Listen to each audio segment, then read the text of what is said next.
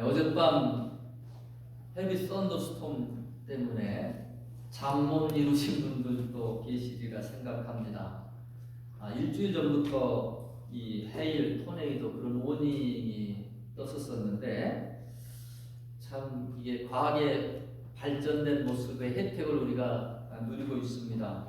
이렇게 일기예보를 통해서 미리 이런 큰 헤일이나 토네이도 같은 경보를 알려줘서 준비할 수 있게 또 피해를 최소화할 수 있도록 그렇게 해주는 것 훨씬 더 안전된 부분입니다. 그러나 일기예보가 없었던 시절도 있었어요. 그때 우리 어르신들은 얘야 빨리 가자. 그러면 정말로 신기하게 좀 있다가 비가 와요. 그래서 우리 어르신들 왜 그렇게 잘 맞추셨나 여쭤보니까 관절염이 있으시죠. 비가 오려고 하면 이제 무릎이 쑤시는 거예요. 천연 레이더가 있어가지고 우리 가운데서도 그 천연 레이더를 가지고 계신 분도 있겠고 없더라도 소원해하지 마세요. 나이 금방 시제로 금방 갑니다. 언젠가 다 우리도 그런 천연 레이더를 갖게 될 날이 금방 오겠죠.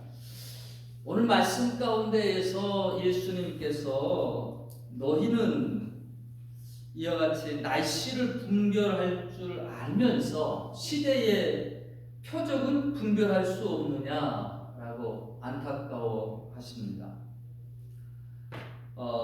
여기에 표적이라고 한국 성경에 번역된 부분은 헬라어로는 이제 보통 헬라어에서 기적을 얘기할 때는 테라스라는 단어를 쓰고요. 이 표적은 그 세메이온이라는 단어를 쓰는데 이 세메이온이라는 단어는 가르친다라는 뜻에서 나온 단어입니다. 사람마다 자기가 관심 있는 분야에서 그런 시대를 읽는 지표를 원합니다. 이거를 잘 볼 줄 아는 사람이 뭐 주식을 해도 그렇고 비즈니스를 해도 그렇고 성공하는 사람이 되죠.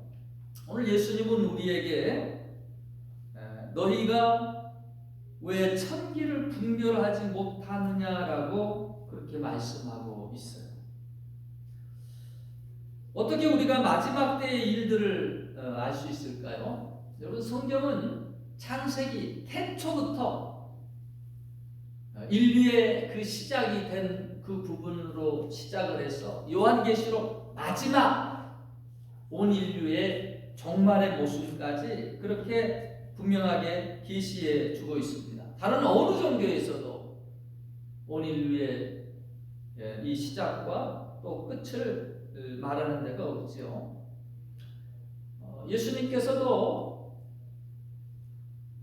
예수님의 그 다시 오시는 재림의 날을 제자들이 그 때가 언제입니까? 라고 할 때에 그 날과 시는 하늘의 천사도 모르고 오직 하나님만 아신다라고 그렇게 말씀하셨는데 그럼에도 불구하고 그 징조를 통해서 시대를 깨달을 수 있다라고 말씀해 주셨어요.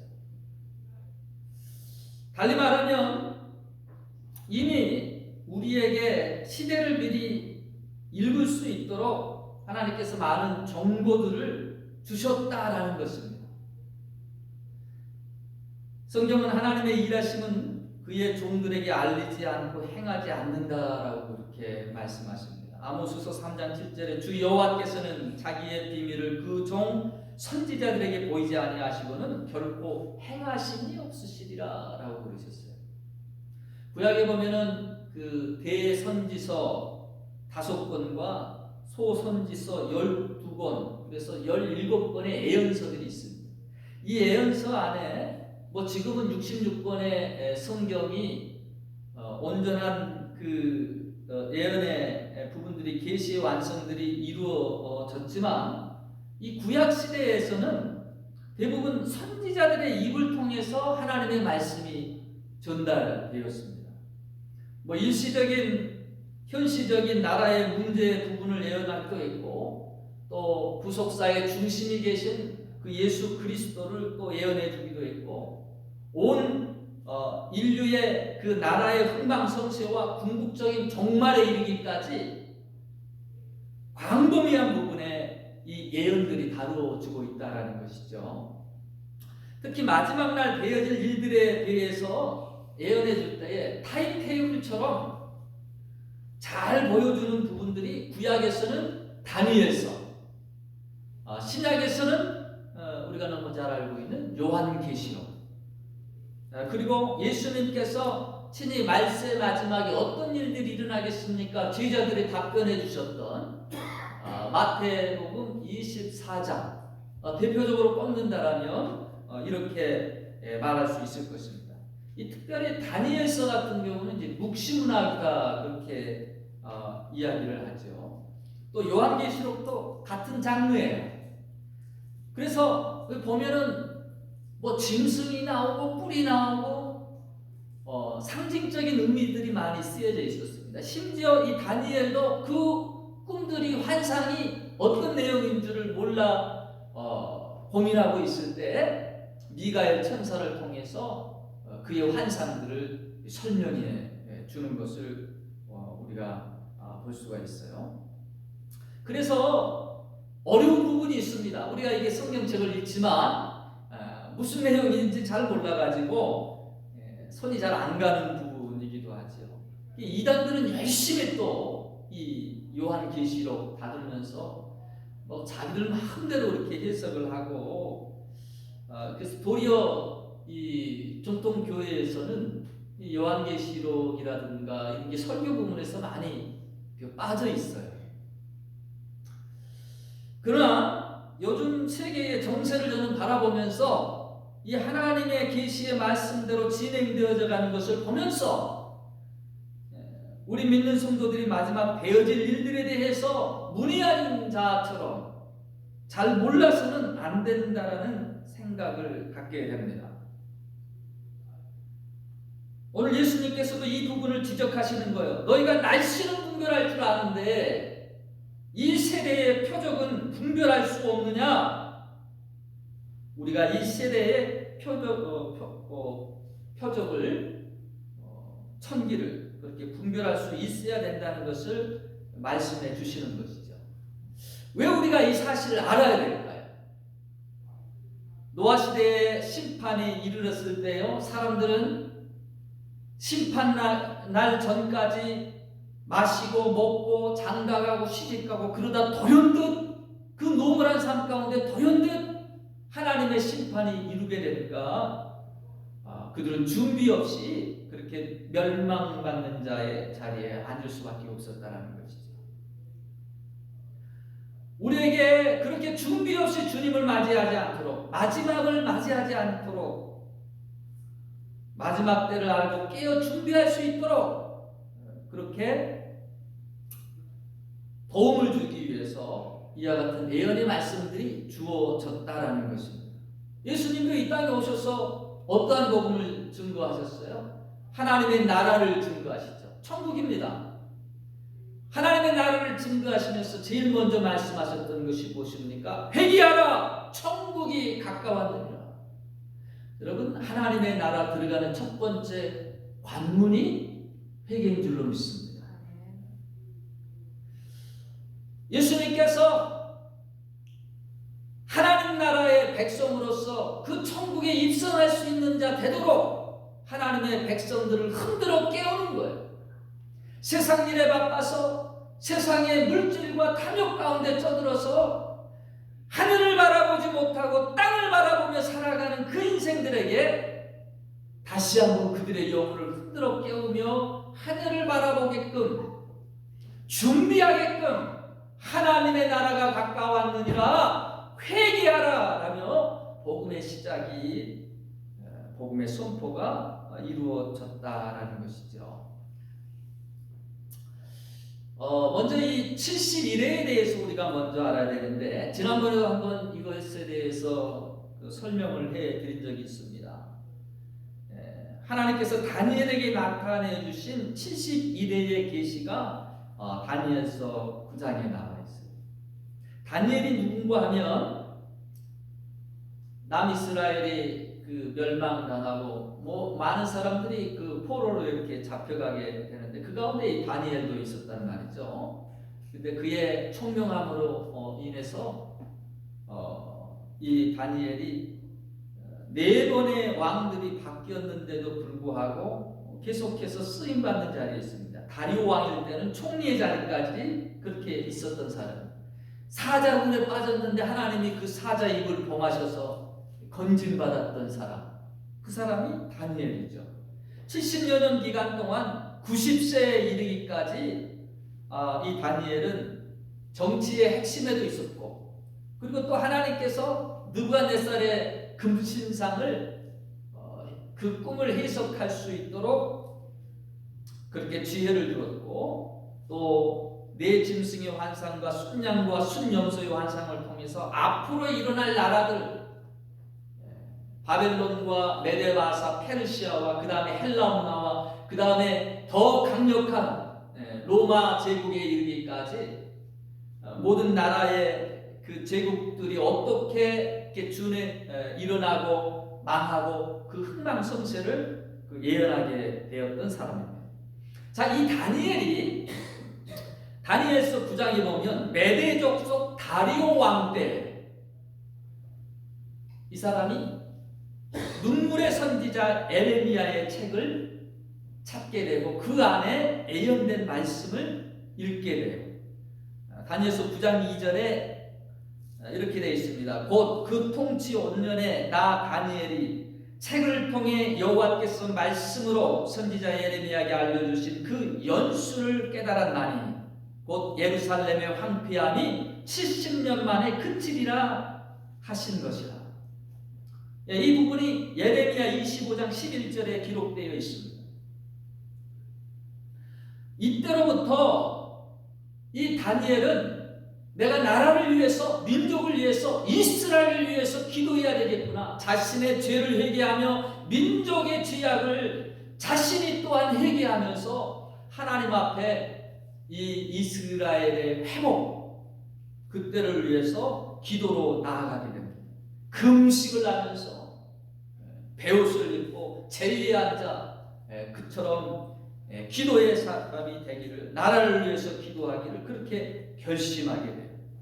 그 기도를 따라서 또 에레미야의 예언을 따라서 그 다음 왕이었던 이 고레스 왕, 세계사에서는 퀴루스라고 그렇게 부르죠. 성경에서는 고레스로 표현되어 있습니다.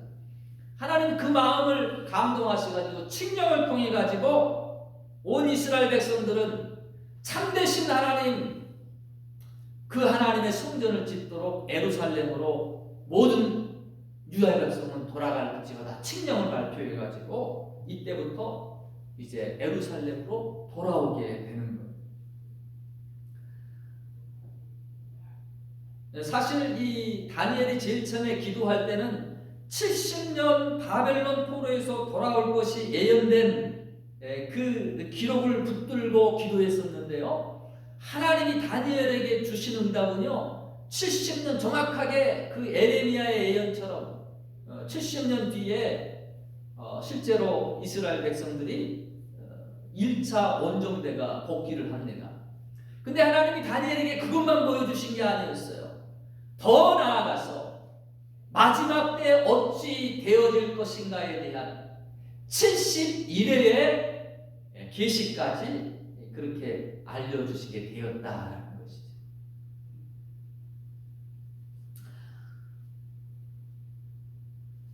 여러분, 우리가 이처럼 참 나라를 위해서 기도하는 것은 이번에 우리 교회에서 이번 목요일 날 보니까 5월 첫 번째 주 목요일 날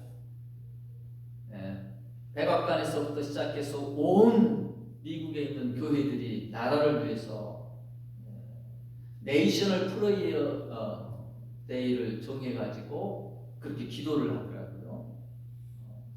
우리도 열심히 그렇게 나라를 위해서 기도에 힘쓰기를 원합니다. 하나님이 다니엘에게 보여주셨던 그렇게 나라를 걱정하며 기도했던 다니엘에게 보여줬던 그 계시가 무엇이었느냐? 다니엘서 9장 25절을 보겠습니다. 그러므로 너는 깨달아 할지니라 예루살렘을 중건하라는 영이 날 때부터, 이게 누구예요? 고레스 왕의 친령이죠. 기름 부은 받은 자, 곧 왕이 일어나기까지. 기름 부은 받은 자 누굴까요? 예수 그리스도, 메시아이신 예수 그리스도가 세워지기까지 7일에와 62일에를 지날 것이요. 그래서 7일에 그리고 62일에 전체 69일에가 됩니다. 이거 신학자들은 그 483년 그 뒤에 예수님의 공생애가 정확하게 시작이 다니엘의 예언에 따라 그렇게 예수님이 이 공생애를 시작하게 되는 것이죠. 그리고 그 중간 시기, 이 교회 시기는 빠져 있어요. 이때는 은혜의 시기입니다. 모든 사람들이 어떤 구원의 이 마지막을 향한 초가 짝깍짝깍 가다가 이 구원의 때에 지금 어찌 보면 멈춰 있는 것과 같이 많은 사람들이 주께로 돌아오도록 구원의 방주의 역할을 하는 이 은혜의 시대, 누구든지 주께 나와 구원을 얻을 수 있는 그런 시대를 열어주셨어요. 그러나 이 은혜의 시대가 계속되는 게 아닙니다. 마지막 이제 70일에가 도래하는 마지막 7년 마지막 70번째의 그 일회가 도래하게 된다라는 것이죠. 다니엘서 9장 26절에 이 마지막 70일에 대한 이야기가 기록이 되어 있습니다. 62일의 후에 기름 부음 받은 자가 끊어져 없어질 것이요, 장차 한 왕의 백성이 와서 그 성읍과 성소를 무너뜨리려니와 그의 마지막은 홍수의 시절이 같을 것이며 또 끝까지 전쟁이 있으리니 황폐할 것이 작정되었느니라. 27절에 그가 장차 많은 사람과 더불어 한 일해 동안의 언약을 굳게 맺고 그가 그 일의 절반의 제사와 예물을 금지할 것이며 또 포악하여 가증한 것이 날개를 의지하여 설 것이며 또 이미 정한 종말까지 진노가 황폐하게 하는 자에게 쏟아지리라 하였느니라. 마지막 그 한 일에 적그리스도가 세워지고 그리고 이를 통하여 성전의 제사가 금지되며 그리고 성전이 또한 모독될 것이다라고 하는 사실을 예언해 주었습니다. 이 마지막 한 일회에 대한 좀 돋보기 같이 확대해 가지고 보여준 부분이 이 7년 대환란의 부분을 얘기하고 있는 것이 요한계시록입니다. 요한계시록 6장부터 19장까지 계속해서 7 인의 재앙, 7 나팔의 재앙, 그리고 7 대절의 재앙들이 이 땅 가운데 쏟아지게 됩니다. 한때와 두때와 반때, 이 표현들이 다니엘서에서도 나오고요, 요한계시록에서도 나오는데 7년의 반을 말하는 거예요. 3년 반을 말하는 거예요. 이 시간 가운데에서 전반기 대체적으로 약한 그런 재앙이 있고 그리고 후 3년 반에 멸망을 향한 아주 극심한 재앙들이 이루어집니다.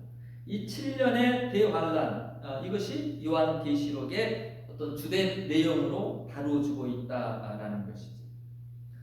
오늘은 전반적인 그런 개요들만을 좀 살펴봅니다. 어렵더라도 어떤 일들이 말씀 마지막에 되어지는가, 여기에 대해서 전혀 천기를 구분하지 못하고 알지 못하는 그런 우리가 무직 가운데 있어서는 안 되겠다라는 얘기죠. 계시록 5장에 보면 천상에서 보좌에 앉으신 이가 두루마리를 펴고 있습니다. 두루마리를 붙잡고 있는데 이 두루마리를 아무도 펼 자가 없어요. 누가 펼 수 있느냐라고 할 때 이 두루마리를 펴기에 합당한 자, 죽임을 당하고 손에 못자국이 나 있는 그 어린 양, 오직 예수 그리스도만이 이 봉인을 뗄 수 있는 자임을 찬양하게 됩니다. 그리고 6장에 가서 드디어 예수님께서 이 봉인을 떼기 시작합니다. 이제 마지막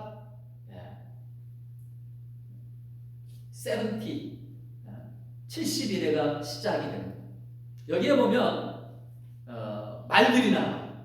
흰색말이 나오고, 두 번째 인을 뗄 때는 적색말이 나오고, 세 번째 인을 뗄 때는 검정말이 나오고, 그리고 네 번째 인을 때는 청황색말이 나오고,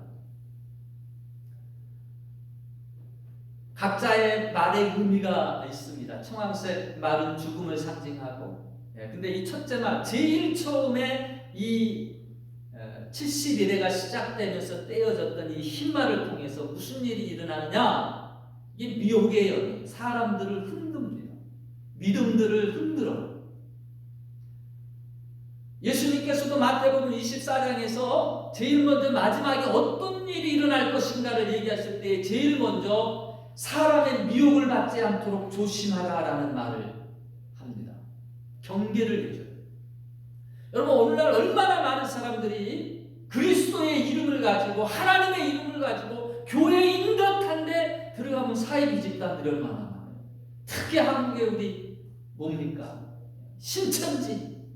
얼마나 많은 나름 엘리트라고 지성이 일어나는 그 대학생들이 바글바글바글해요. 미혹의 영.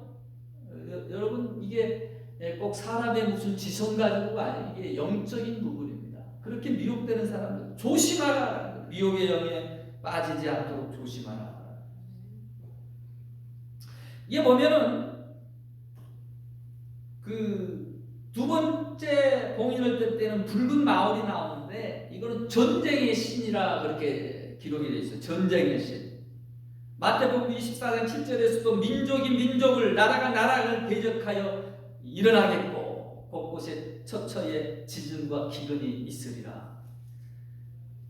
나중에 이 천년왕국 전후로 이 마지막 전쟁이 일어나는데, 그게 성경에는 아마겟돈 전쟁, 그리고 곡과 마개의 전쟁으로 그렇게 표현하고 있어요. 어디를 중심으로 일어나느냐? 이스라엘을 중심으로 해서 일어나는 전쟁입니다. 지금도 한참 싸우고 있죠. 조금 싸우다 말 것 같았는데 자칫하면 세계대전 갈 것 같아요. 핵이니 뭘 쓰기니 많이 그렇게 위협하고 있습니다. 이러한 것들로 통해서 지금 증오가 쌓이고요, 분노가 쌓이고요. 어떻게 봉합될지는 모르겠지만 여하튼 그들 마음 가운데 남아있는 그 잔존에 있는 이 분노는 다시 언젠가 또 불렸듯 일어나게 되고, 마지막 아마겟돈 전쟁 그리고 곡과 만곡의 전쟁으로 종말로 향하게 되는 그런 전쟁이 될 것입니다.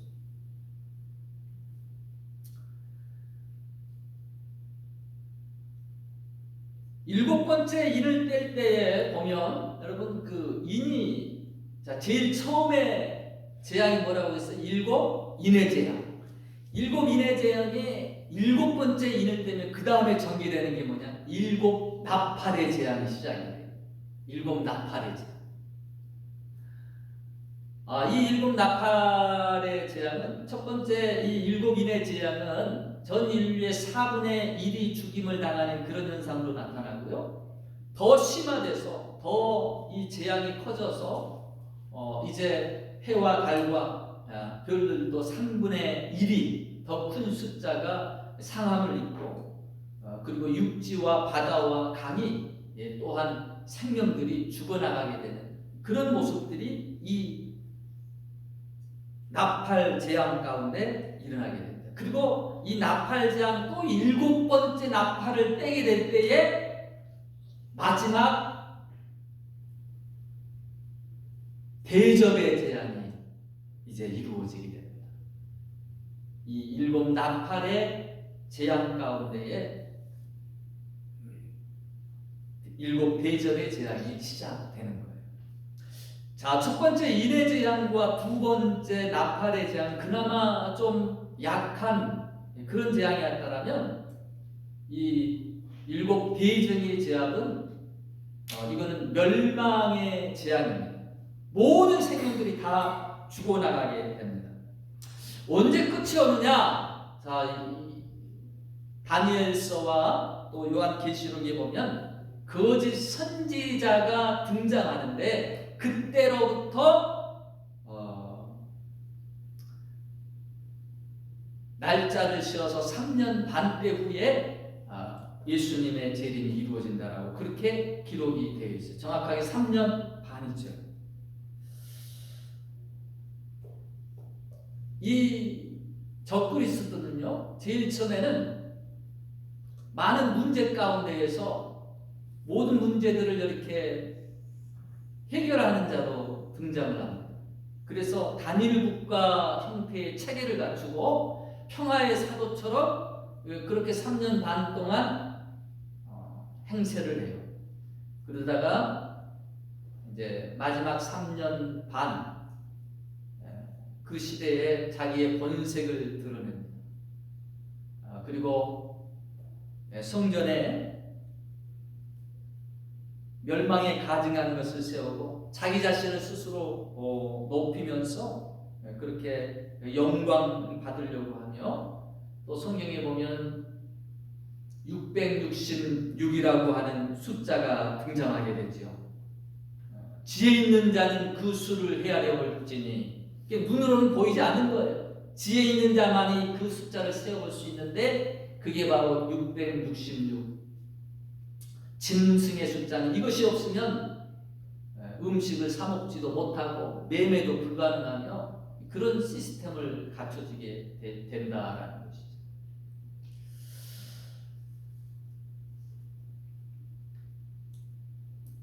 이와 같은 적그리스도의 출현, 예수님께서도 마태복음 24장 15절에 그러므로 너희가 선지자 다니엘이 말한 바 멸망에 가증한 것이 거룩한 곳에 선 것을 보거든 그때가 또 마지막 때인 것을 알라라고 그렇게 말해주고 있어요. 사실 다니엘이 이 예언을 했을 때에는 예수님보다 200년 전에 이런 사건들이 일어났어요. 기원전 167년에 안티오쿠스 에피파네스라고 하는 그리스도의 통치자가요, 예루살렘에 있는 유대인의 성전에 제우스의 제단을 세웁니다. 그리고 또한 예루살렘 성전의 제단에서 돼지의 피로 희생제사를 이렇게 바칩니다. 조롱하는 것이죠. 이것이 멸망에 가증한 사건이다라고 이 유대인들은 알고 있는 거예요. 근데 마태복음 24장에서 200년 뒤에 예수님이 다시 한번 이 다니엘의 예언을 언급하시면서 마지막 또 이와 같은 일이 벌어질 것이라는 것을 재차 얘기해 주신다라는 것이죠. 이 말씀이 무슨 말씀입니까? 제일 처음에 많이들 이 신학자들 사이에서도 해석이 다양했어요. 근데 제3성전을 지금 이 시오니즘 주장하고 있는 이 유대파에서 모든 준비를 다 해놨어요. 제사를 어쩌기서 드릴 수 있도록 그것을 복귀하기 위해서 모든 준비를 다 해놨어요. 예수님께서 과거에 이 에피파네스의 그와 같이 가증한 일들이 성전에서 이루어질 것이 말씀 마지막에 다시 한번 또 이루어지게 될 것이다라는 것을 이야기하고 있다는 거죠. 여러분, 성전이 세워지고 또 그 가운데에서 이와 같은 멸망에 가증한 사건들이 일어나게 될 때에 그때부터가 이제 마지막 가장 극심한 7 대접들이 쏟아지며 이 땅이 완전히 불바다가 되고 또한 죽음의 바다가 되는 그와 같은 7 대접의 재앙의 시대가 된다라는 거죠. 자, 우리가 마지막 환난과 종말의 시기가 도래한다라는 것을 이렇게 들을 때 어때요? 어떤 이들은 두려움의 마음이 앞서기도 할 겁니다. 그러나 기억해야 될 것은요, 여러분, 애굽의 그때 당시의 최고의 권력 국가, 선진국, 제1의 제국, 거기에 하나님께서 10가지의 재앙들을 쏟아 부으십니다. 바로의 마음을 강팍하게 그렇게 내버려 두시면서 10가지의 이적들을 쏟아 부을 때요, 하나님이 어떻게 하셨어요? 죽음의 신이 이스라엘 가정에, 피를 문설주에 바른 이스라엘 가정은 넘어가게 하셨더라. 그게 패스오버 6월절에 지금도 유대인들이 지키고 있는 절기 아닙니까? 그 환난 중에서 이스라엘 백성을 지키셨다. 하나님이 우리를 지켜주셨다. 여러분, 하나님이 환난 중에도 우리를 지켜주실 줄로 믿습니다. 왜 우리에게 일기예보처럼 마지막 때 되어질 일들에 대해서 이렇게 예언을 해주셨어요? 오늘 본문에 주님이 뭐라고 말씀하십니까? 시대를 분별하라는 거예요. 깨어 준비하라는 것입니다. 노아 형수처럼 거저 가만히 있다가 아무것도 모르고 있다가 불현듯 심판에 멸망당하지 않도록 주님의 오심에 도적같이 예상치 못할 시기에 임하지 않도록 준비하여 맞이하도록 있도록 우리에게 일러주신 말씀이다라는 거예요. 그래서 여러분, 우리가 이 예언의 말씀들을 가볍게 여기고 경시해서는 안 됩니다. 말씀을 맺겠습니다. 오늘 사도 바울의 로마서 13장 11절로 14절의 본면의 말씀을 읽어드림으로써 오늘의 말씀을 마치려고 합니다. 또한 너희가 이 시기를 알거니와 자다가 깰 때가 벌써 되었으니 이는 이제 우리의 구원이 처음 믿음 때보다 가까웠습니다. 밤이 깊고 낮이 가까웠으니 그러므로 우리가 어둠의 일을 벗고 빛의 갑옷을 입자. 낮과 같이 단정히 행하고 방탕하거나 술 취하지 말며 음란하거나 호색하지 말며 다투거나 시기하지 말고 오직 주 예수 그리스도로 옷 입고 정욕을 위하여 육신의 일을 도모하지